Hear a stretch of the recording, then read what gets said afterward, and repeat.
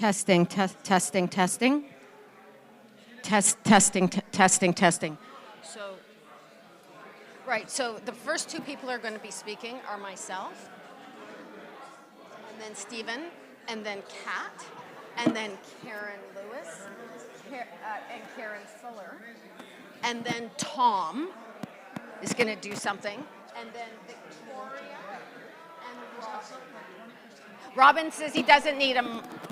He needs the mic to tell his story. Yeah, we'll make him tell his story with his mic. He won't be recorded. Right, got it. Okay. Sorry, thank you. Okay, so you have to use the mic, otherwise it won't be recorded. So if you could go and get the mic. Thank you.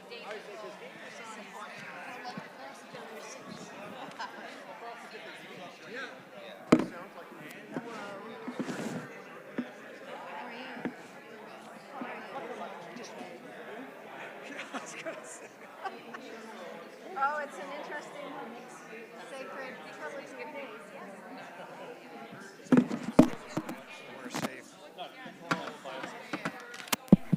yes? Testing. Oh, you shut my eye. You muted me? I am. Okay.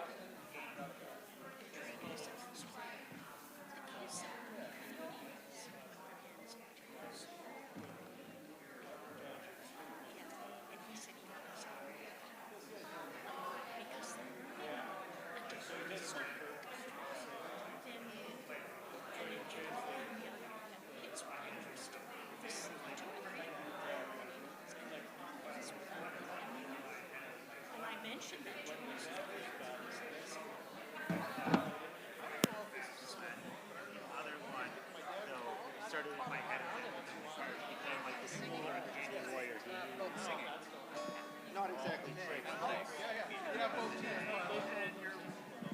Once in a while. Good, but I never.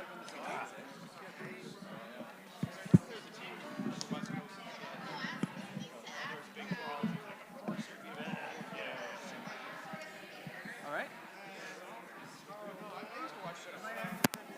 Perfect.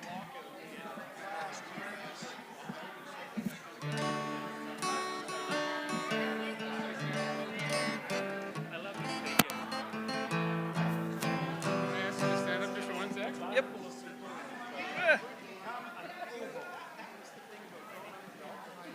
Just enlarging the circle. That's all.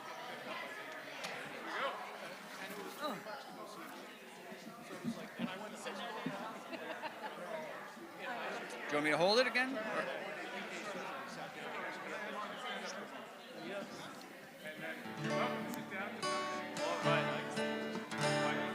Where are you going?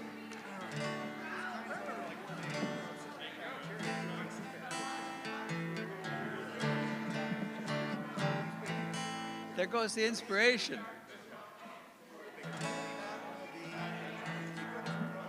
Sure, it's fine. Yep. Yep. Where did my music go?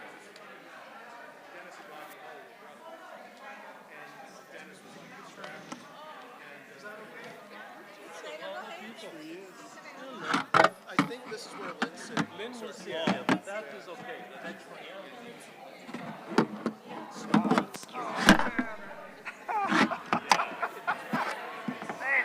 Stick these on the floor.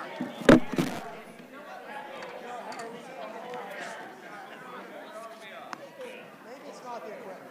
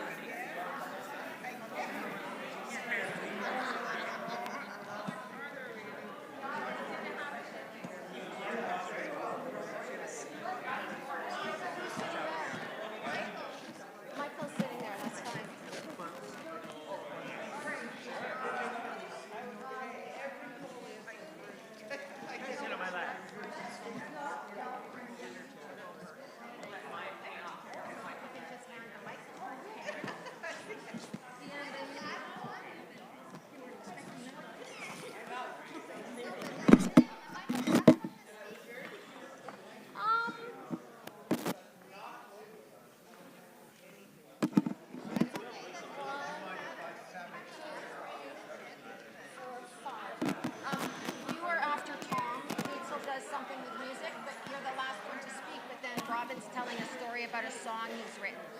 And he's okay over there. You're next. I'm next. Yeah, so you get this. Oh, yeah, yeah. Next. Well, I'm going to stand when I go light a candle to lead the way. I should expect to sit while I talk. Yeah, I'm not going to stand and talk. This is Look at amazing. this. Did you put an altar out in the street or something? I don't know. It's the pagans. It's the pagans. The pagans have shown up. Oh, Julie's here too. Hi, Julie. Lovely. So many different pagans. What happened today? What did you do? What did you tell them? Huh? Really? Yeah. You guys are 5 people here from the territories. I think you better put up a couple more seats coming in. I have no idea what time it is. It's a fine. 10:30.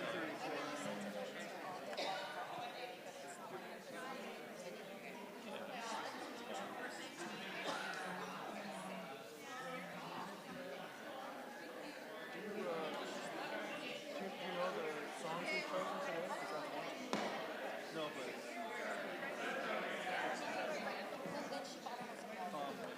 Oh, okay. What time is it? Yeah. Oh yeah, we never start. it's because of age. Really Thursday. I don't know if it's a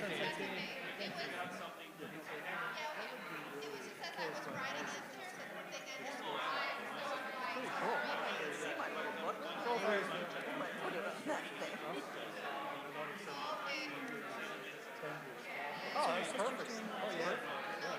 Oh, I can, I see. We're talking. That's why. So that's why I was singing because I sang it. Oh, okay. Okay. I sang it Oh, okay. as to quite a few members of the Yeah. conservation. No, I've seen you with your sisters at the region, but I didn't. Right.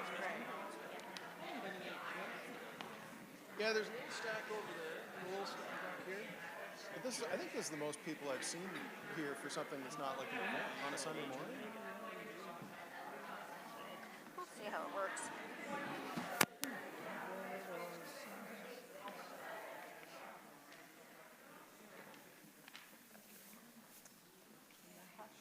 No, they just know. They just know it's how quiet now it was.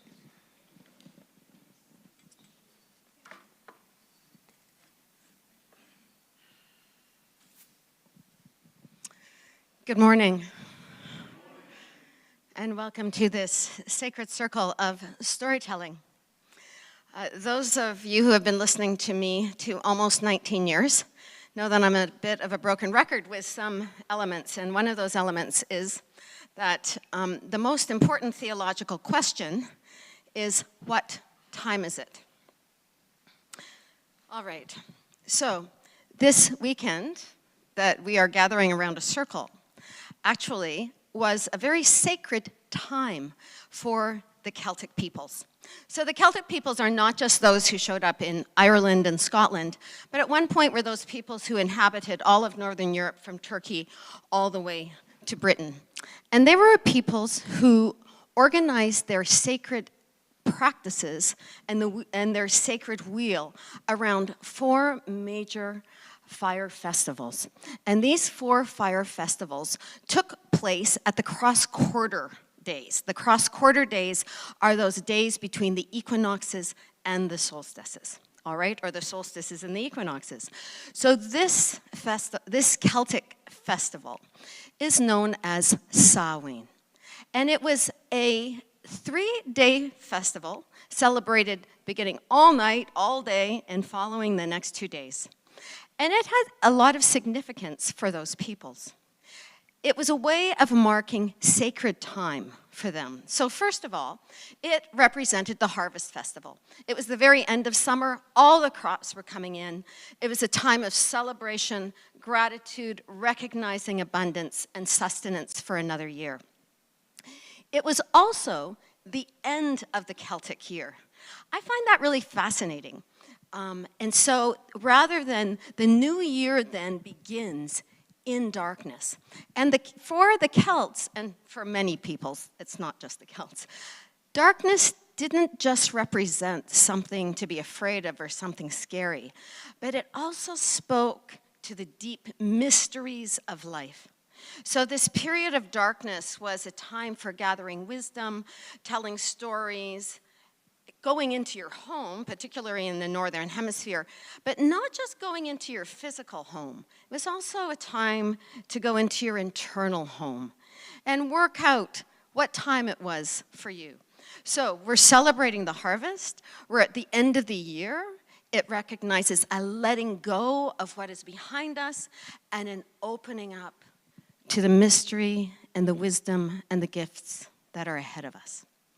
There's one more thing that marked this sacred festival for the Celts, and that was they believed that this time of year, these 3 days, represented a time when the veil between those of us still in this world and those in the other world were particularly thin.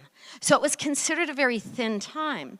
And it's interesting, what did then the Christians turn around and do with the festival of Samhain, recognizing that for the Celts, this was a time of year when people were invited to connect with their ancestors, honor their ancestors, seek the wisdom of their ancestors for this time and place. Well, then the Christians turned it into All Hallows Eve, All Saints, All Souls, right? So as we prepare to honor this sacred time together, to go through this portal of the year behind us, and then seeking wisdom in the darker season as a community, but also seeking wisdom from those who have gone before. And it strikes me, given everything that's unfolding on the planet at this time, we are in deep need of the wisdom of the ancestors. There is so much that we're seeking to come to terms with. And so to kind of set the circle this morning, I've asked our pianist to play 2 pieces for meditation. One comes from a hymn that's called For All the Saints. And it's a recognition that in the words of, have I got it here? I did have one thing written down. No, I guess I erased it. There is a particular author who said, we are the product of the love of thousands. So as we gather around this circle, we don't gather alone. We gather with all those who have gone before us. And then the second piece of music, I've invited him to weave through that piece, is a Celtic piece, an Irish piece called Be Thou My Vision. So as we stand at the portal of the Celtic year, we look back, honor and express gratitude and seek wisdom of the saints. And then we seek to the vision of the mystery, who we know is God, as creator, as sacred, as divine, seeking that wisdom as we go through the portal to come to terms with the path that is ahead of us. And while he is playing this piece of music for meditation, I'm going to invite some of you to come and light candles, honoring some person in your past, someone who's crossed over to the other side, someone who maybe you still miss, or someone whose wisdom is serving as a guide for you during these very challenging days. So I'm going to start, actually. A friend of ours died earlier this week. Her name was Glynis Williams. She was a colleague of mine. She worked with refugees much of her life. She loved people and in so many ways was selfless in her service of people. And she actually preached at my induction 19 years ago, and at that time, her commission to this community was, you are called to be a harbor of hope, a harbor of hope. So we said goodbye to her, and so I'm going to light a candle in her memory, bringing her into this circle, as well as her words. You are called to be a harbor of hope.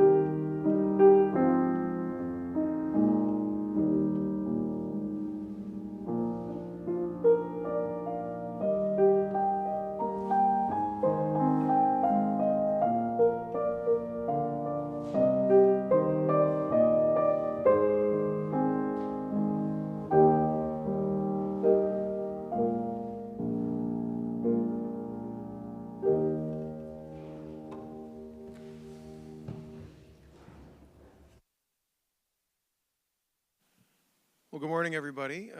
It's great to see so many, to me, new faces, because I'm a new face here myself. For those that don't know me, my name's Steve Brown. I was a minister in Tweed and Roslyn for almost a decade. And I'm a person that's grown frustrated with the tradition and has found my way back in through this circle of friends. And thank you for that. And since coming back, one of the things that I've been saying is, as a clergy person, it feels like you're always expected to have something to say. Our whole architecture is set up around people listening and one person talking.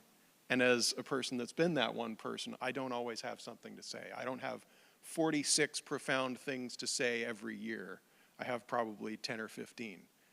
And I think that's one of the challenges with this tradition is that we've talked more than we've listened.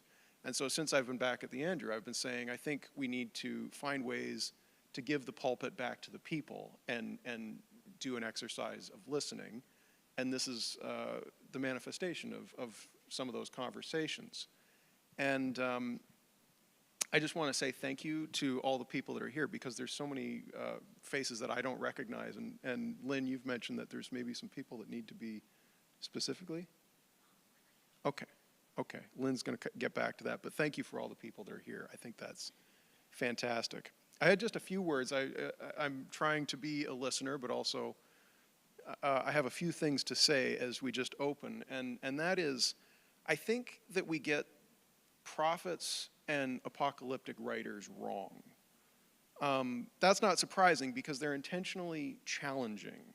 And typically they're offering warnings about the future. But I think the real reason we get them wrong is that they're the artists of the Bible. They're the people that think about things differently, even though we tend to treat them like scientists.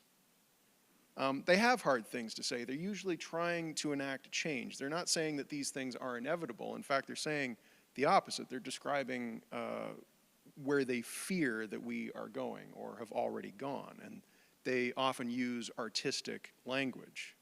If you want a scientific approach, then you read Luke, who is a physician who set out to write the definitive account of Jesus of Nazareth. And of course, he approached that task in the way that someone in the first century of Palestine would, which means it's not very scientific at all by our standards. But that's not what the prophets were doing. They were the artists. They were the ones that used expansive language, complex storytelling, and grand imagery to express what was on their heart.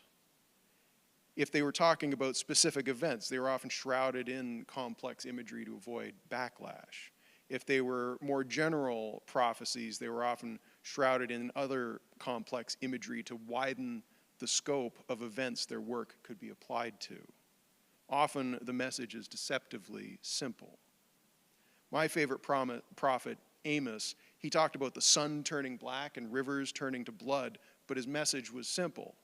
If you starve farmers, you starve everyone. That's what he was trying to communicate. Starving farmers would be like no longer having the sun or water with which to grow food. And probably my favorite thing about this tradition is that it's a tradition of stories. One of the reasons the Gospels read the way they do is because the individual stories were meant to be bite-sized so you could remember them and discuss them more easily. They often rhyme or have some kind of structure in the original language so that they're easier to remember. They're mnemonic devices. Then, while you're spending your days walking or your nights gathered around the campfire, you can retell them and, perhaps more importantly, discuss what they mean to you in that moment. And it's always changing. They're not meant to be locked in stone. We only try to lock down meaning when we feel the need for power over that meaning. These are stories meant to be discussed, argued over even. And I like to think they're specifically crafted to be turned over again and again, like a beautiful object in our hands with multiple facets that, despite its age, constantly reveals new facets and perspectives, especially as context changes and we learn new things. So when biblical prophets make prophecies in the Bible, they're often begin by explaining why you should listen. But a lot of them aren't really sure why they've got something to say, just that they've got something to say. Amos wasn't a religious leader. He was an arborist for fig farms. He dressed fig trees. And that's probably where he saw what was happening to the farmers in his day. These prophets, they're trying to explain why you should listen to them, and sometimes it seems that they're not sure themselves. So unsurprisingly, they turn to art to explain it. And this is the point of what I was saying. This is how a servant song from the book of Isaiah opens. And I hope the people speaking today feel the power in these words and feel empowered by these words. So this is Isaiah 49, 1-4. Listen to me, you islands. Hear this, you distant nations. Before I was born, the Lord called me. From my mother's womb, he has spoken my name. He made my mouth like a sharpened sword. In the shadow of his hand, he hid me. He made me into a polished arrow and concealed me in his quiver. He said to me, you are my servant, Israel, in whom I will display my splendor. But I said, I have labored in vain. I have spent my strength for nothing at all. Yet what is due to me is in the Lord's hand, and my reward is with God.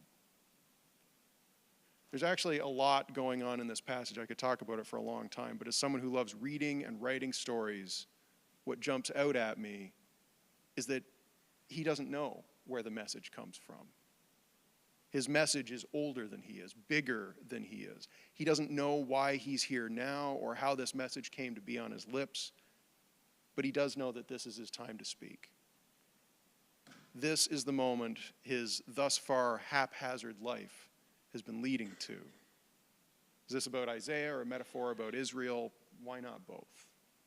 It's art, and the telling of the story is actually less important than the discussion afterwards. Let's pray. As we gather to listen to the stories of our friends, may we remember those who went before us, those who gave us the stories we hold dear, and the space to interpret them. May we remember the humanity of those telling the stories, of those listening to the stories, and of those who have interpreted over time. May we remember that truth is impossible, but that through relationship and animated discussion, we get closest to it and maybe even dance with it. Bless those people brave and gracious enough to share our stories with us today, and bless those listening as they turn over these stories in order to grow closer in their relationship with the world, with each other, and the mystery that we have called God. Amen.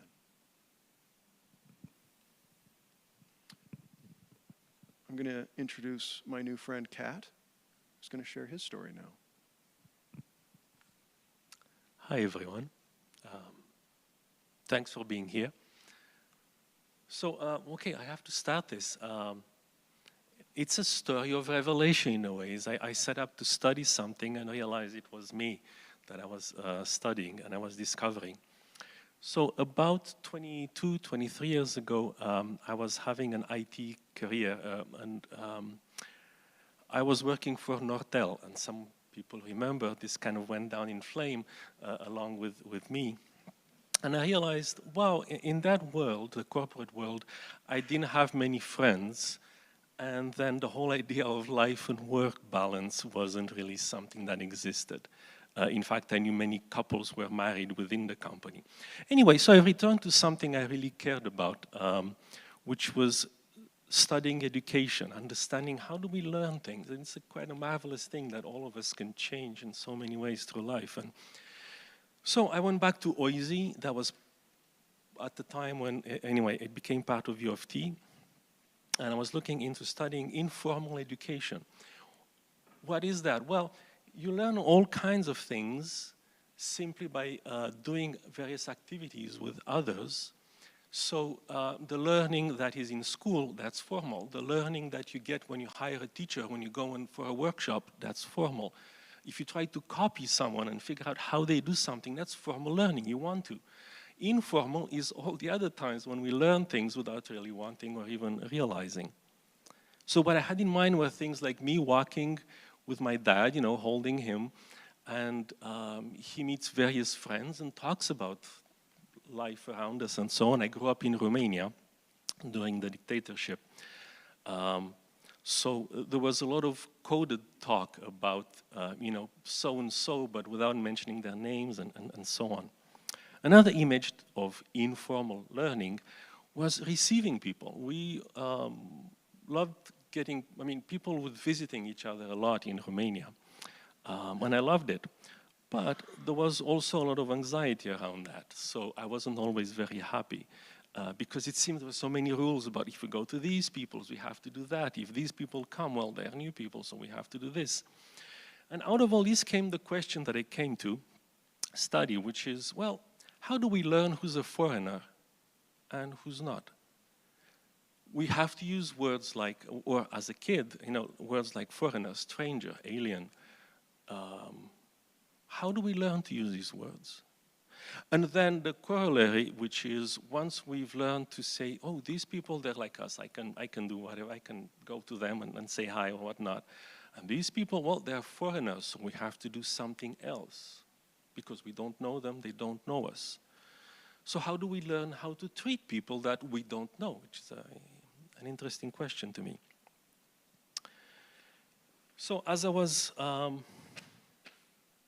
thinking about all this, I got into a PhD program studying education, but I started realizing that a lot of my reasons to do that, of course, were very personal, so I mentioned a few. Another big reason was that after I left Romania and different things happened, but we've been refugees through Europe for some years, mostly in France and Germany. And no house, no job. My parents weren't adapting well to the free world. And so we end up spending a lot of time living with all kinds of families, some like us, some unlike us. As for about 10 years or so, my parents went around and dragged me with them through different cities, different countries. Ultimately, we end up in Montreal. So a lot of stories of living with all kinds of other people that I didn't know initially. So all this crystallized around this theme of hospitality.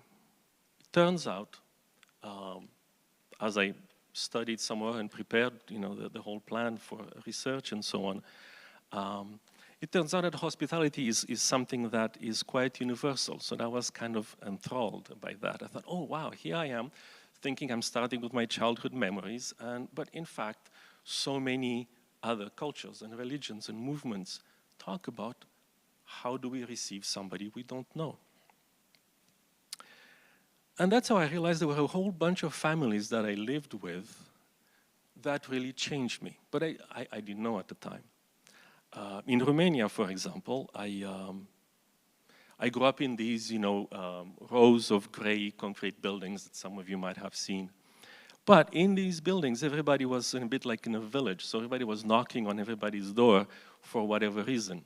So my family was not terribly functional, like many others, but I found refuge at some of the other families of my friends.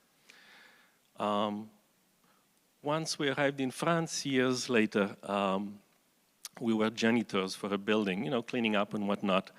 And one of the families living there, was friends with their kid, he invited me to spend the summer with them. And for the first 4 or 5 days, I didn't come out of my room.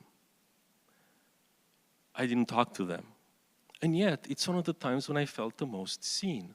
They would come and say something like, today we're going to go fishing, or, oh, we're going to go visit this other village. Do you want to come with us? I wouldn't say a word. Well, they're very polite, said goodbye, and they made sure somebody would come bring me food or do whatever's needed. No questions asked, but always I felt addressed. Anyway, years later, actually doing my doctoral work, I spent a year in BC, in Vancouver at UBC, and I lived with an Argentinian family. They had 4 kids, and always at least 1 or 2 cousins from back home and some other people going by.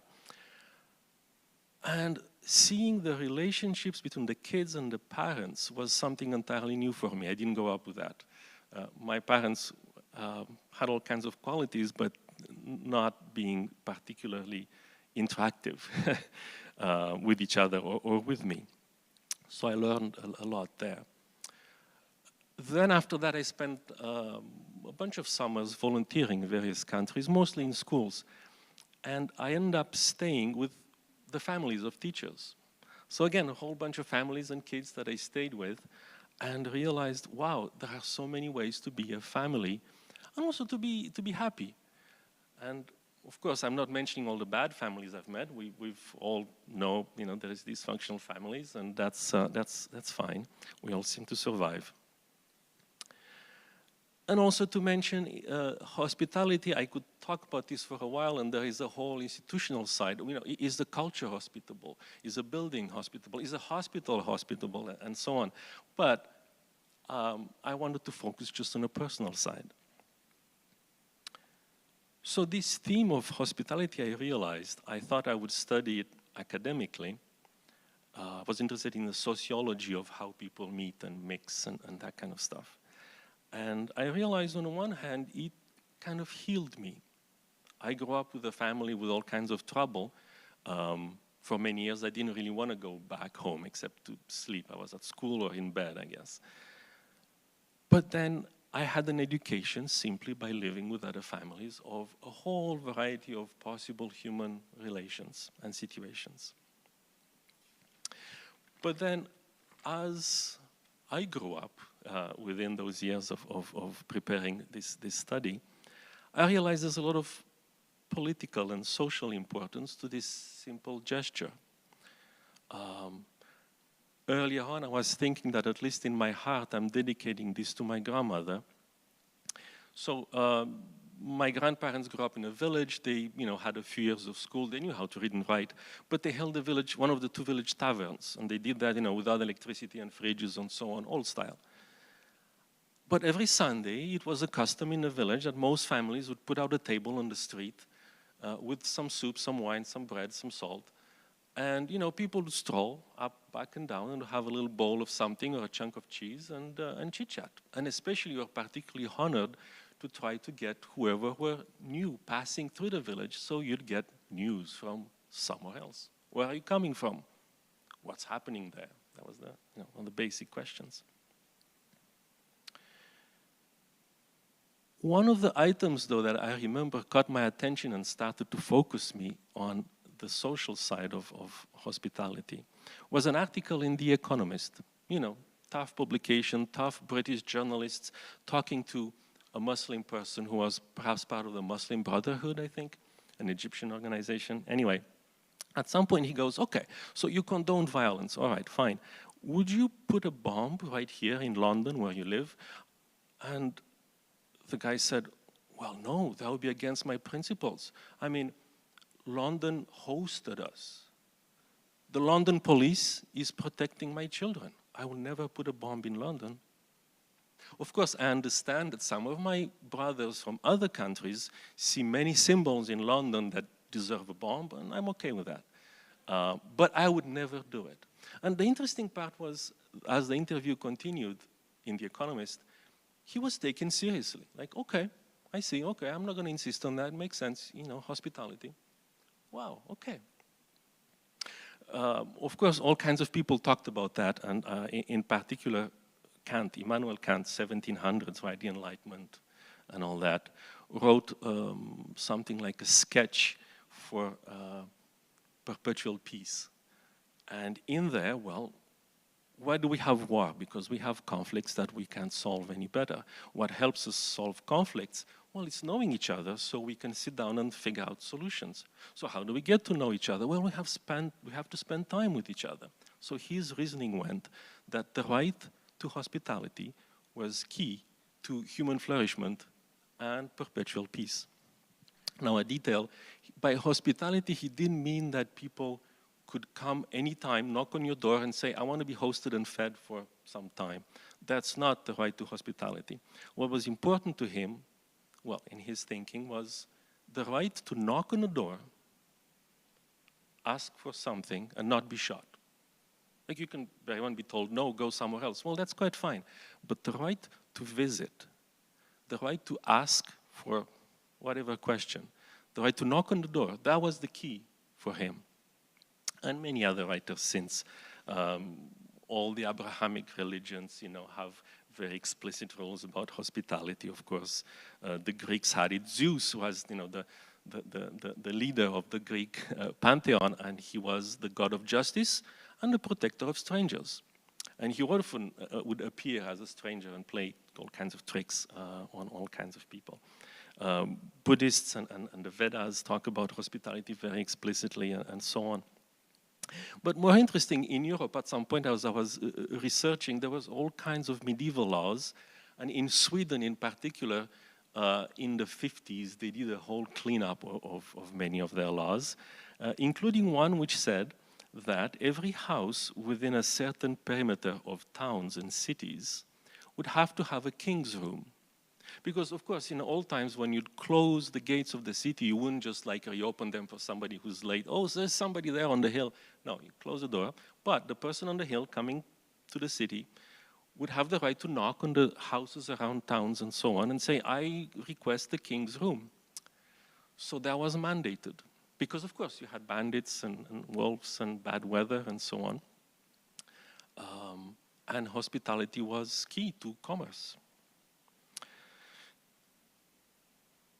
Sometimes I come back to, the imagery that I read here and there, and one of them has to do with the Desert Fathers, the early Christians, who chose to, very anarchic, kind of went away from the regular civilization and wanted to live, to be left alone. Some of them really individually alone, very ascetic, others in groups. But there was this expression that comes up: pay attention to the grass that grows on your path.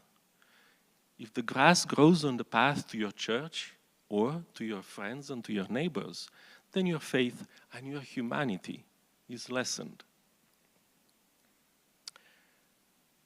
The last item here that made sense to me and that really struck me is realizing that I had an experience which was very much contrary to some of the modern, I mean modern in a sort of more philosophical way, to the modern culture, in which we're all very individual and have to provide for ourselves.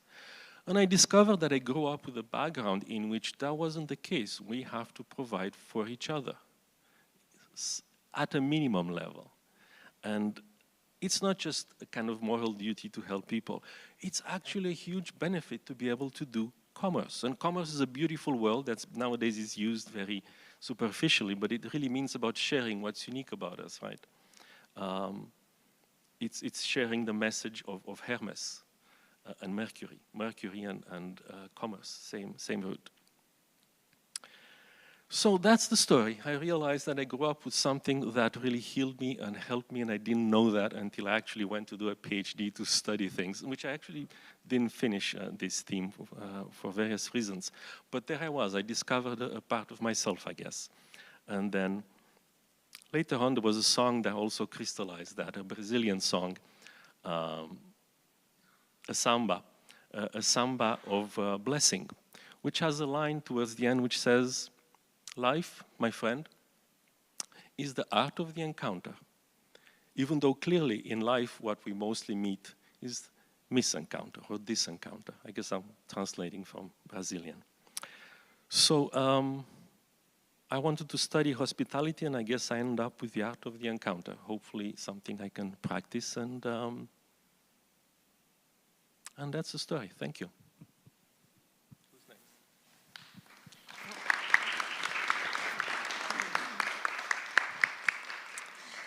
So I'm going to introduce Karen now. I'm mindful that when I began the practice this morning, I was so overwhelmed by so many people that I forgot to actually welcome the people who showed up.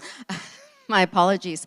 So I'm just going to take this moment now to say that Karen Lewis has been a friend of the Circle of Friends since 2018.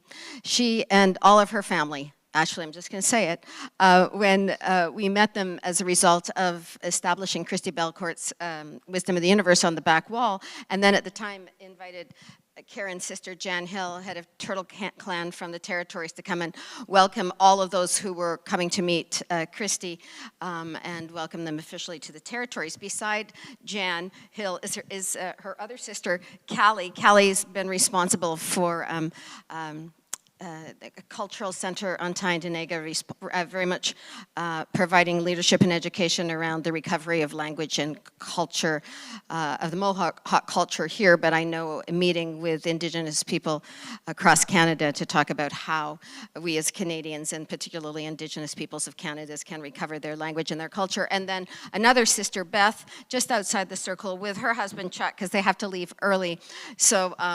So grateful to have Karen in the room with us all these many years, and Karen, too, is a storyteller.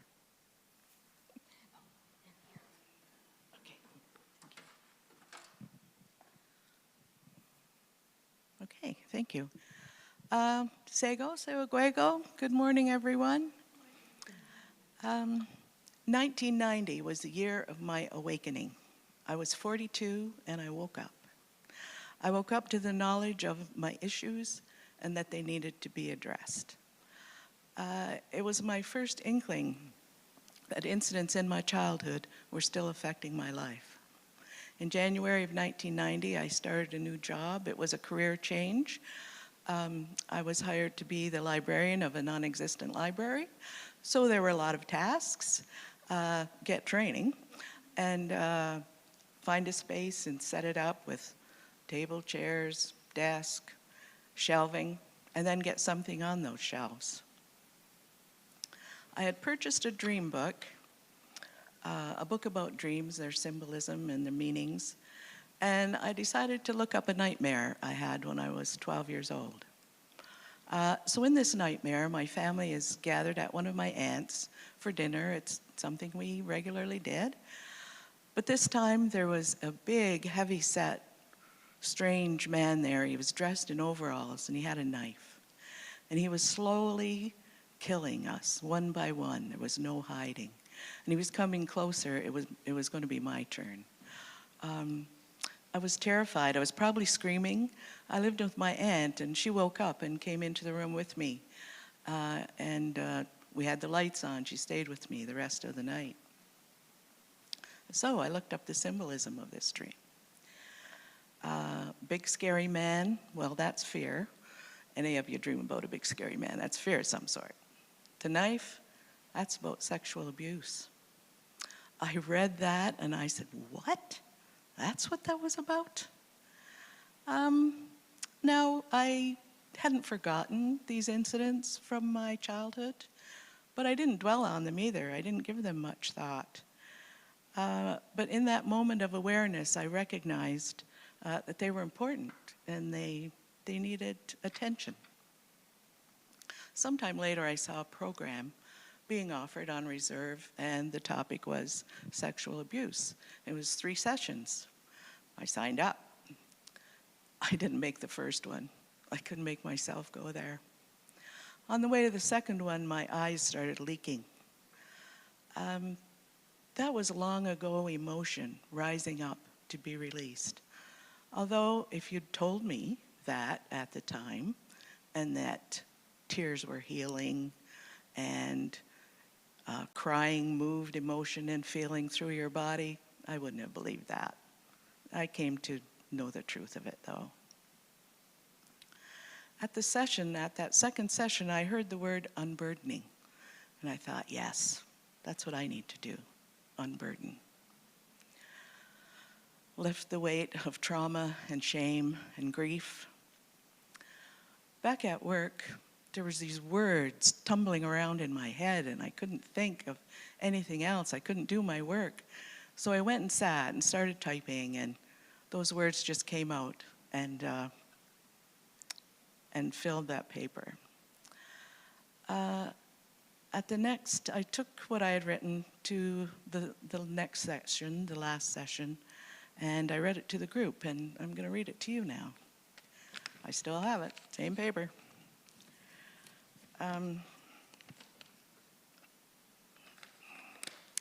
I fooled myself for a long time.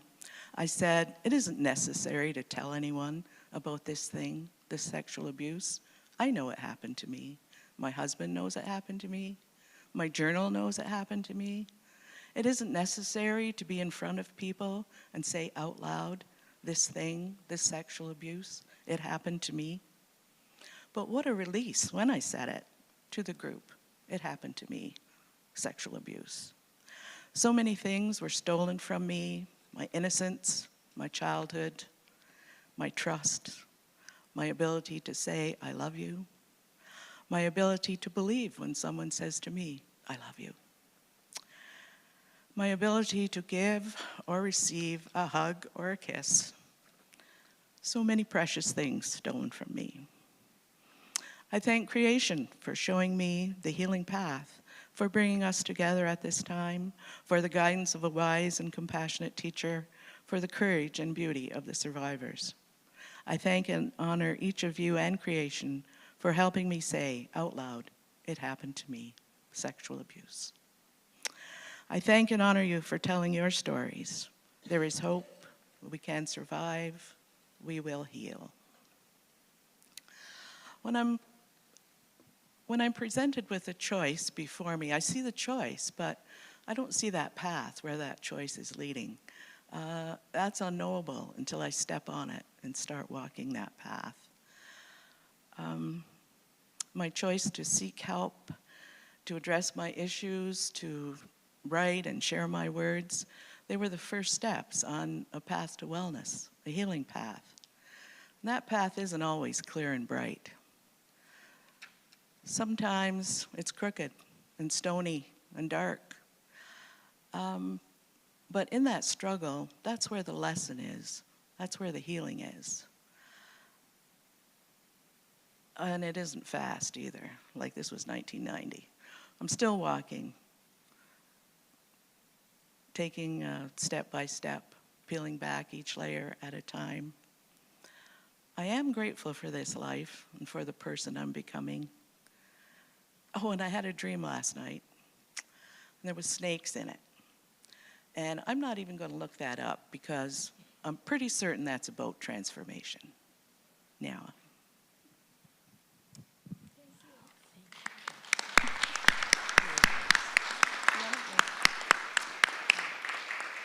And on to the next Karen. Thank you, Karen. That was lovely. I guess my portal to transformation, and if you don't mind, because I get nervous, so I'm going to read some of this. I guess my transformation is a bit of a paradox, from judgment, ignorance, and bias to compassion, knowledge, and appreciation. My first exposure to First Nations people was during my teen years while living in Whitehorse, Yukon. In high school, about 1/3 of my classmates were First Nations. Although they were present, there was little opportunity or attempt to get to know them. All I remember was their tendency to isolate themselves or stay with their small peer group, quiet, with little eye contact. Their participation in class was minimal. They were just there. However, their presence was wider in the community and was very apparent. Vagrant, neglectful, belligerent. This image continued while living and working in healthcare in Thunder Bay, Sudbury, North Bay, and Toronto. I knew enough history to recognize the proud people that the First Nations once were. I remember wondering, what was the cause of a nation of people becoming so demoralized? My transformation began in 2020 while taking a book study course featuring Indigenous authors hosted at St. Andrews, a book club that was facilitated by Karen Lewis, librarian on the Tyendinaga territories. The book I randomly chose was The Break by Katarina Venet. The book was convicting. I remember Karen saying to me that she had presented the book to the Indigenous study at Queen's, and they thought it was too violent. The circumstances of the story were familiar to me. How could I gain a deeper understanding and give voice to my regret? And I remember I was chosen to return the books to the territories and give them to Karen. And I shared my story with Karen of my experience in emergency in Toronto. And I remember I felt so convicted, so ashamed of the response that I was part of. And Karen said to me, you didn't understand then, but now you've got a voice, and you can use that voice. Again, Karen Lewis came alongside and guided a small group of church members through the online Indigenous Canada course out of University of Alberta. As I learned more and more about colonization and the Indigenous Act, my understanding and compassion grew. I gained an appreciation of the First Nations worldview and recognized the damage that had been inflicted on them by the various church-led residential schools and government and Canadian government. In September 2021, as a result of our studies, I helped to coordinate a team from St. Andrews to be involved in the Walk for Windcheck, a fundraiser for the Gord Downey Chani Windcheck Fund. I remember the excitement.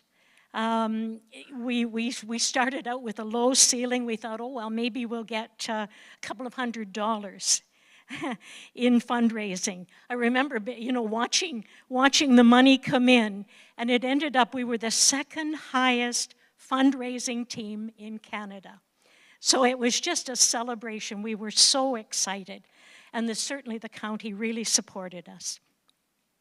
My witness and knowledge grew through further reading and attending powwow ceremonies. Most recently, I gained a wonderful opportunity to volunteer at the Macaulay Church Museum, and I didn't realize Callie was your sister, because Callie has been very much a part. She's our partner in that project, and it's wonderful. I've heard Callie speak, and I was so moved by your speech, so thank you.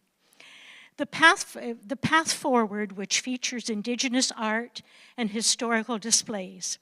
I am so proud to be part of this reconciliation project and learn from a knowledgeable museum staff, and Erin, the museum coordinator that oversees that project. She is an archaeologist, and her study was Eastern Woodland, which is exactly the area that was our First Nations area here, the historical area for First Nations. My respect for the principles and values of our First Nations people continue to grow. And an interesting, again, how what a small world, I guess. When I first started volunteering, I was there alone in the museum. The curator was in the house, the Macaulay House. And there was one of the Indigenous artists was working away there and painting one of the columns. And I just started talking to him, and I said, oh, where are you from? And he said, well, it's a long story. I was born in Whitehorse in the Yukon. So I said, oh my goodness, I went to high school there. So we started to reminisce about the high school and exchange stories. And it was really, I thought, what a small world.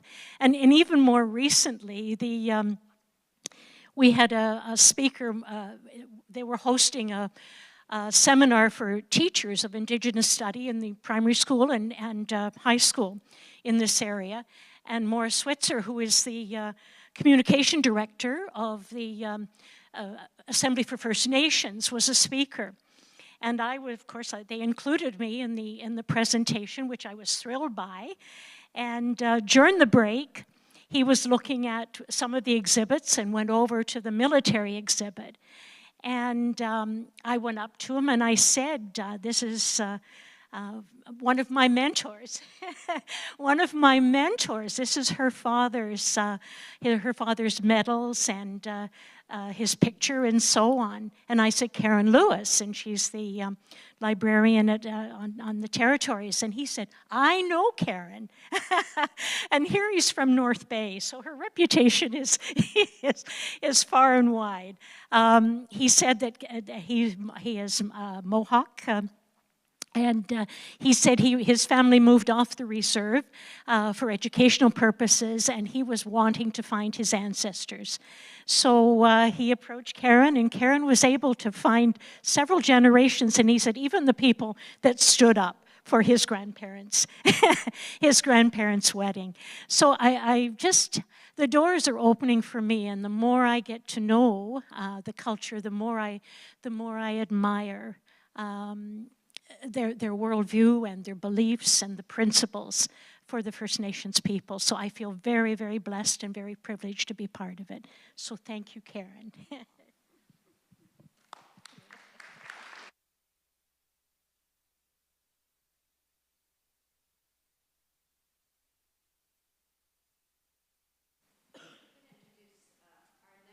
Storyteller is Tom Dietzel, who is our musician, and I've had the privilege of getting to know Tom and working with him for about a dozen years. And I said, Tom, I said, do you think you could choose to tell a story, really kind of provide a piece of music that speaks to something in you that has transformed? And so I'm going to hand this over to him. Hello. I thought I would talk about the journey from learning classical music from sheet music with my godfather, Carl Ellis, in Moose Jaw, Saskatchewan, and studying sheet music all that time. But then I did join a band. I was in a band in high school, and we would learn by ear, and we'd write out chords and, you know, with lyrics and stuff. That was my first step away from sheet music, ordinary sheet music, and started playing just more by ear a bit. And then when I got in university, I did some jazz stuff a little bit, but I thought, boy, I can improvise. Then I got to the Quinte Ballet School in 1990 when I moved out from there to follow my kids with their mom in Kingston. So anyway, so I came to the Quinte Ballet School and discovered that this seems really loud to me. I don't know why it seems so loud, but it's not that loud? Okay. Anyways, Brian Scott is the founder of the Quinte Ballet School, and he was a very forceful personality. Some people could say, yes, he could be a little bit challenging, very challenging. So anyways, he would always let me know if I was not providing something that seemed to give life to the class. You know, it had to really encourage and support what they were doing, and I heard very often, because they gave me a book of maybe two or three options of little pieces that I could play for each of the exercises that would make up a free technique class. I didn't have any set music. You had to find your own music, or ideally you could create your own music. So gradually I got to the point where I figured I've got to figure this out and get this worked out, because I can't play a piece of music that's not going to fit what he wants. So I have to know what he wants. So my first step was I got some graph paper and I started to write down the exercises so that I'd say, okay, the demi-plie is like this, and a tendu is like extend your foot out like this. So then I'd figure out, okay, going to take 4 counts for that tendu. It's going to take 2 counts for the demi-plie. So I'd write everything out on graph paper. Suddenly I knew what I was kind of doing a little bit. And so then I could actually improvise, because this is a little bit very literal, but I would make the shapes go with the movement. So if I saw them going down, I usually go down. If I saw them going out, then I'd kind of make it go up to, anyway, so you'll see. Because I've invited a lady now, who, Yeah, Angela Agudo, who used to be a student at the Quinte Ballet School, and in 1999 to 2001, and so she was toured in the States and stuff like that, and she's back to teach again. So anyway, she's going to help us by teaching us this exercise, and I'm going to play a little piece of music that I created basically on that same concept of the music goes with the movement, hopefully. So yeah, okay. So here's your notes, Angela.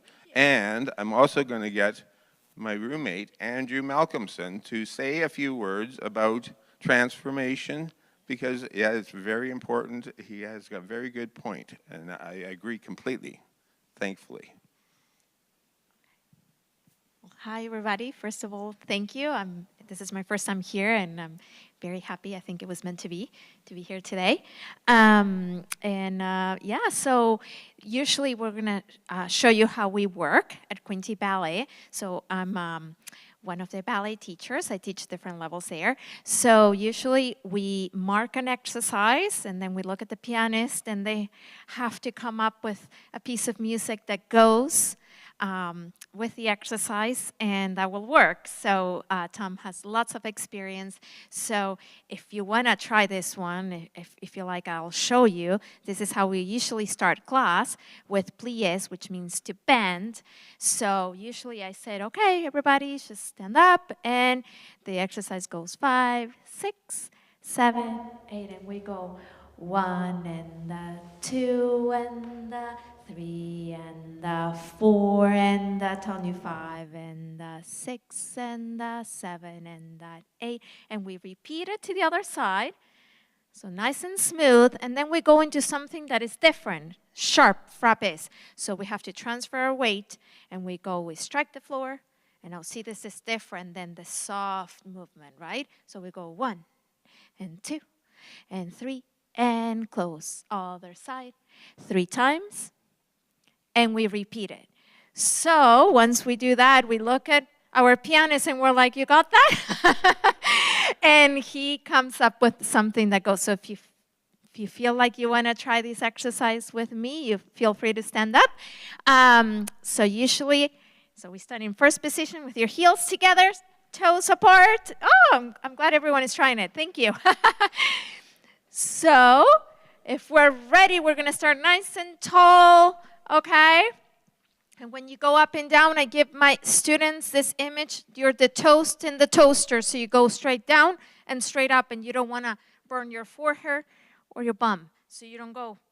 You go straight up and down, okay? Excellent. So I think we're ready, Tom. Ready? And this is our preparation. Good. And we go demi down. And stretch, good, and stretch. And now we stand our right leg out in front. Good, and come back to first. And again, demi, and stretch, and demi, good. And now left leg out in front. And get ready, because now the tempo is gonna change. Ready? Frappés, and right leg out. And left, let's see. Let's repeat 5, and out, and out, and out. That was a good strike. And let's go back to pliés. Now soft. Good, and again. And now let's turn you to the side. Extend your right leg out to the side and hold it. Very nice, everybody. Come in and demi and stretch. Good. And with the arms. Excellent. And left side. And come in. And we finish nice and tall. Yay, everybody! You did great. Thank you. Thank you for trying. Thank you, Tom. Thank you so much for trying that. And just one more minute, I just want to ask Andrew, because he had a wonderful thing, because I was saying to Andrew that often I feel as if I don't know if I've actually transformed that much. Like I figure, you know, like I started off as a classical musician and it's still my comfort zone. So have I really transformed very much? And he said a wonderful thing to me this morning. I think I just said that it's not as if transformation means an event that happens presto and it's over. It takes place over time, of course. So, and there's no real finishing point either. So it's not like if you feel like you're not getting anywhere, that just really it just means that there's more to be done, and you're just in the midst of the process. So that's really all I said. Okay. Excellent. Thank you. Thank you, Andrew. Thank you, everybody.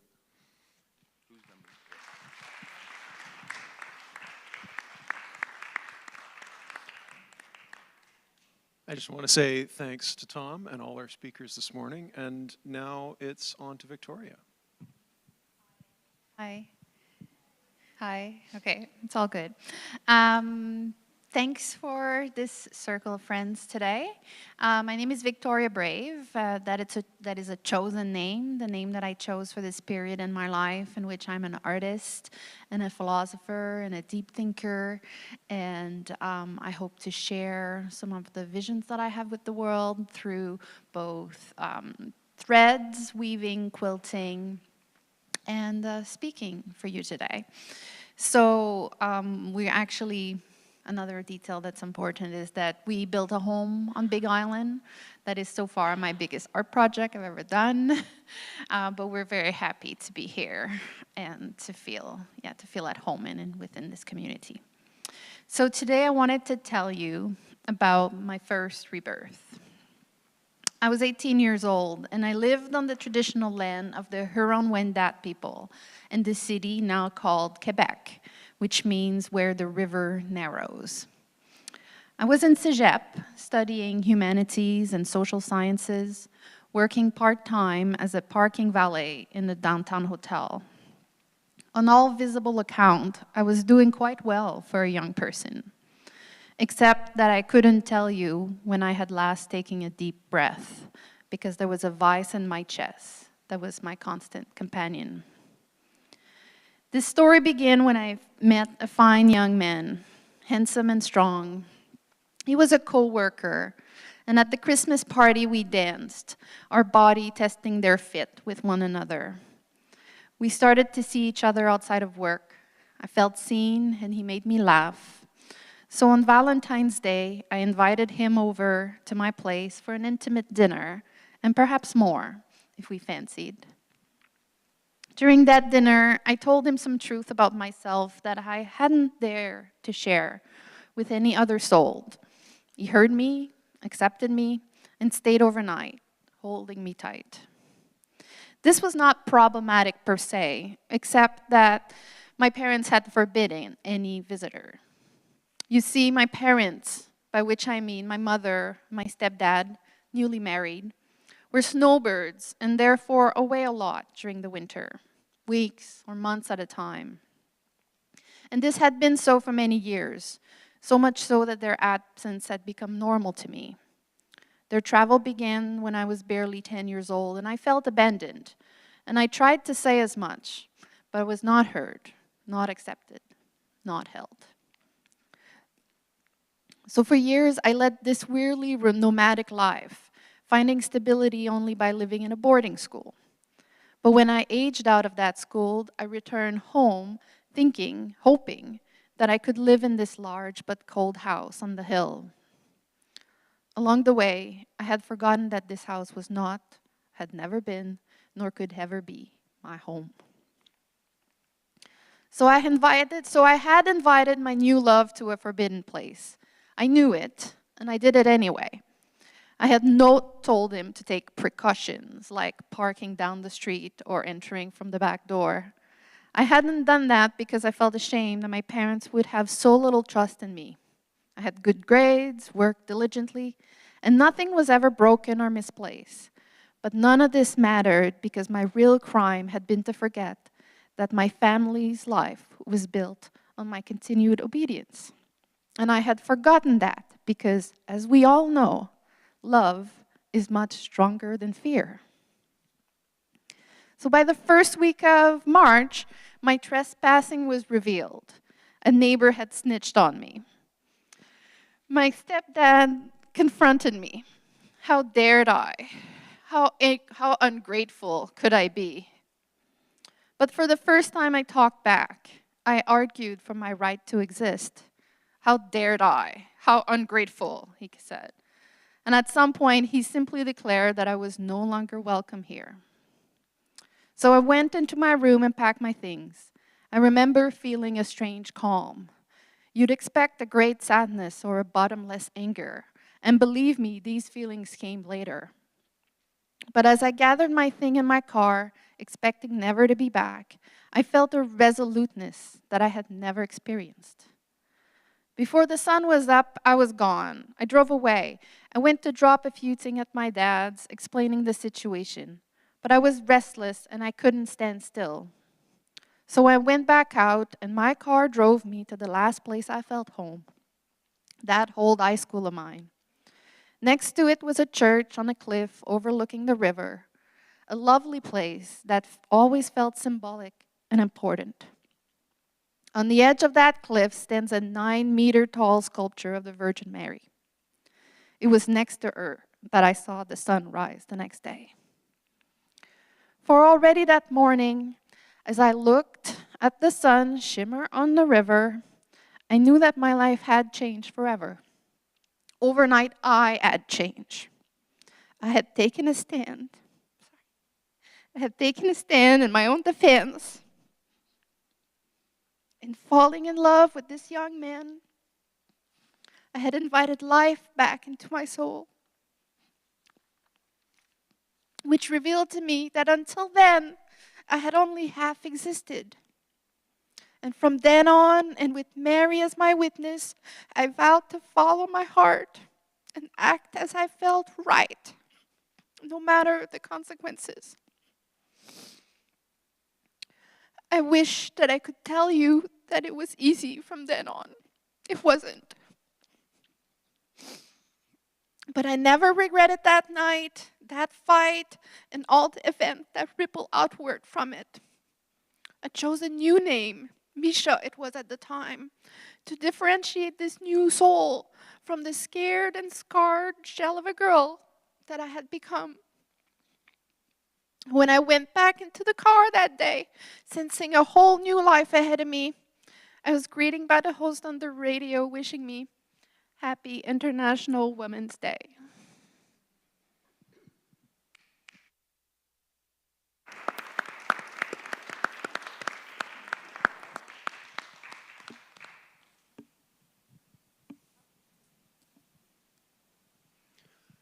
Well, I want to thank all of our prophetic voices this morning. I think it's very hard to share your story, and thank you for recognizing that this is a safe place and that we're all friends here. Lynn asked me to choose a closing song that we're going to use for some time. We're going to have some more music after that. I'm looking forward to that. But we're going to use a closing song for reflection. And I've had Joni Mitchell's Both Sides now in my head for a while for various reasons. She's one of the great storytellers of our culture. And I suspect it's one of those songs that we'll all recognize without needing to know the lyrics. So we can pay attention or we can not pay attention. And we're just going to use this time to process what we've learned today and what we've shared today. And I hope spend some time reflecting on what that means for our own lives and how that works for us. I think it's a bit of a love song, a breakup song really, but like the best love songs, it asks questions about bigger things. And I asked Tom if he wouldn't mind riffing on it for at least 5 minutes. I think we just need a nice, long, pregnant pause that doesn't feel rushed, doesn't feel anything like that. So I asked Tom for at least 5 minutes to engage with our own stories about the world, and the mysteries of life and our place in all of it. Tom? I asked Jim Barefoot if he would dance during it. But he wasn't ready to do it. Maybe some other time. Tom, at least some of us are going to sing for some of the choruses. Yeah, you guys can sing for sure. For the choruses.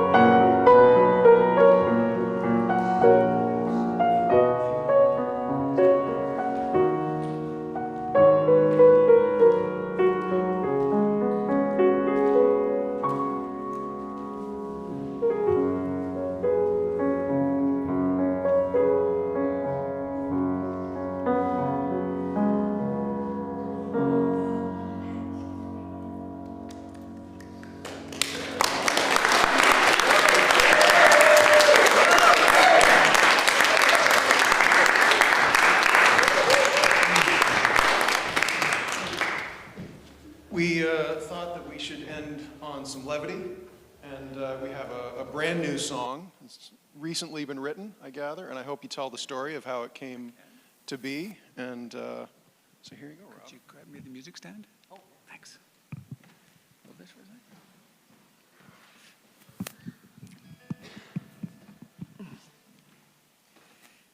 Yes, levity. Lynn asked me to sing a particular song. I'm not clear on whether she's actually ever heard the song, but I know she knows of the song. So we'll see what she thinks. There are many things that happen in the Andrew that now that are beyond, beyond our church services. And I was part of one of them, and it was a songwriting workshop where amateur musicians got together with someone more accomplished and got some tips on how you approach singing a song. Is this not on? Okay, some tips on how you approach making a song. And she encouraged us to write something that was, that you were involved with right at that moment, something current. That was her challenge. Like, what is it that you're facing today? And try and write a song about that. So various people did. There were songs of love and loss, and there were songs of grief and joy. And the song I wrote was something, I guess I would say it's a song a little bit about balance. If you really stretched it, you could almost call it Both Sides Now.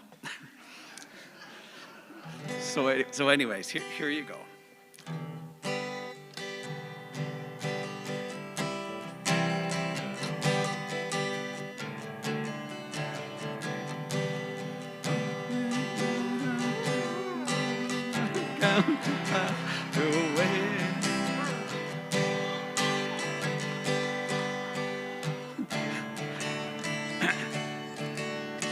Thought we'd raise some chickens in our county hideaway. Rooster crows each morning, fresh eggs every day. Fried eggs for my breakfast, on the griddle with some fat. Ah, this simple county life. But if you're gonna have chickens, you're gonna have rats. Each creature needs a place to stay. The skunks and snakes and bats. The good and bad, they balance out. The chickens and the rats. The chickens toss their grain around. They cluck and peck and scratch. Their food is scattered all about. Each grabs what it can snatch. The rats, they live beneath the ground in tunnels long and flat. At night they find what's left behind. If you're gonna have chickens, you're gonna have rats. Each creature needs a place to stay. The skunks and snakes and bats. The good and bad, they balance out. The chickens and the rats. Well, we tried poison pills and snap traps, flooding from our taps. Sticky boards with mothballs, a shocking box that zaps. An ultrasonic stinking thing, I've scared a few with that. You think you'd got the last of them, but there's always one last rat. Each creature needs a place to stay, the skunks and snakes and bats. When Noah launched his ark that day, did he mean to take on rats? Try to reach your dreams each day, but hold on to your hat. A coin, it has two sides, you know. If you're gonna have chickens, you're gonna have rats.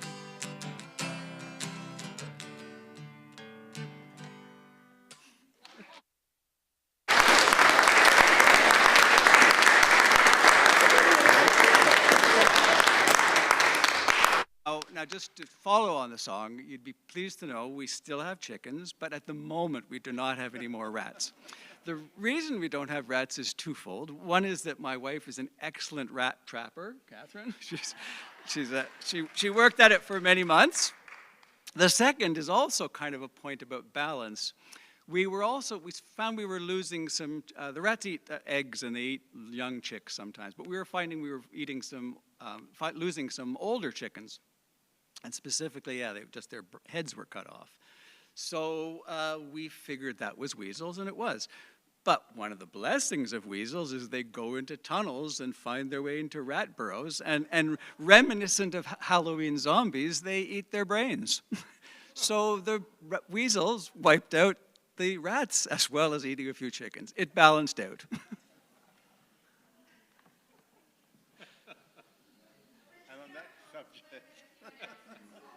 I hope that you will join us for refreshments following the service. Just arrange the chairs around the tables. Thank you again to all of you who agreed to speak about, To share a story of transformation. Thank you for allowing us to see those pieces of yourself and being vulnerable. It has been a total privilege to see you as you are. Next Sunday will be our Remembrance Day service. We'll be joined by Tom Layton and Conrad Kipping again, who will do the music next Sunday. 3 weeks from this weekend is our annual 10,000 Villages Festival sale. We're going to need a few more volunteers. We are actually going to start that sale on the Friday evening this year because there's so many things going on over the weekend. Many people have said in the past we couldn't make it on Saturday. We had 3 other commitments. So from 4 to 7 on the Friday night and 10 to 3 on the Saturday. And again, Derek, the manager of the 10,000 Villages store in Coburg, will be our guest, and the sale will continue following the service then. This week, the business management team is meeting Tuesday at 2, and the communications team is meeting Wednesday at 10. Next Sunday afternoon, Georgette Fry is in concert here. If you have not been to hear Georgette Fry singing, honestly, they don't make them like her anymore. I highly recommend they show up. And this is another Robin story, but I wish Robin would have said a little bit more about the property that he and Catherine farm, 20 acres, on top of many other things. So that song came right out of his own time and place. But if anyone can help Robin, there are about a dozen big bags of leaves that he's going to be taking out to his truck that are in the shed over here. If you feel you want to provide support for him, that would be great. All right, and a special thank you as well to friends who showed up as well. I don't know you. We're looking forward to meeting you and getting to say hello to you and break bread with you following this event. This is our first annual Storytelling Samhain weekend. So we'd love your feedback on this event as well as we talk about how we continue to shape sacred practice to include voices that were not just neglected but silenced in the past. All right, so again, thank you.